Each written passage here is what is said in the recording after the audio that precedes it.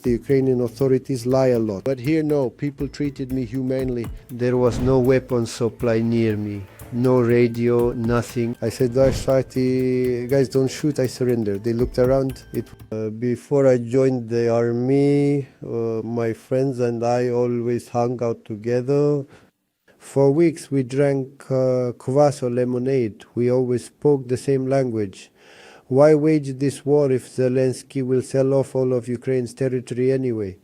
I ended up in military service when I was on my way to work, didn't make it. The military recruitment office took me and I found myself in Rivne at the Rivne training ground.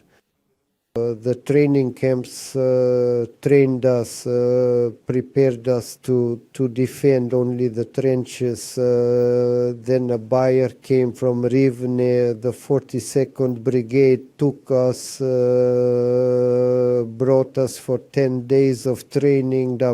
The training lasted 10 days. Strategically guard the trenches and, if necessary, prevent them from being captured. That's how our 10 days of training went.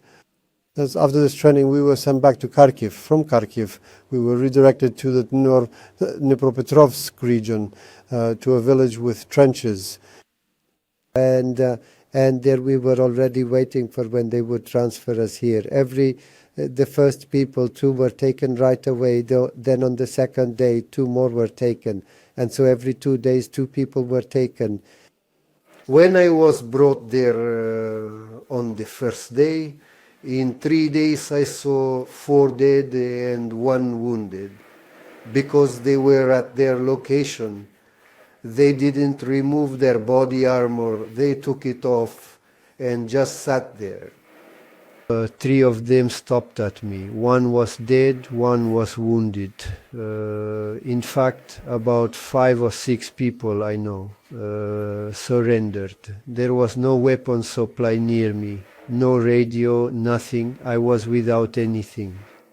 I had no other choice. To do something, I had to run because I didn't have the strength to sit there any longer. I didn't know where to run, where I could surrender, which direction, left or right. When I saw that they came to us, I already understood. They came themselves, so we have to surrender. And that's what I did. I was sitting in the middle in the trench.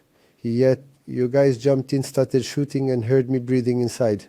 I said, guys, don't shoot, I surrender. They looked around. It was covered with bags. They said, raise your hands, what's in your hands? I said, there's nothing. There was a bottle, there were still 50 grams of water. I showed the water and showed the bottle from the side and said, I have no weapons. And so I surrendered. In Rivne, how the Ukrainian authorities speak is 1,000 times better. Because the Ukrainian authorities lie a lot. But here, no, people treated me humanely. I asked for water. They gave me water. I asked for a cigarette. They gave me one. This is really normal. People treat others humanely. But the Ukrainian authorities turn a deaf ear, saying this doesn't happen. They lie about everything. That Russians immediately kill, destroy. But I saw with my own eyes that Russians are normal people. I want to live through the commander. He discussed it incorrectly without thinking it through, and sent us on such, a mission, which is wrong. You shouldn't send people there. It's just into the abyss. He sends people without considering anything. He wanted it that way. That's how it should be.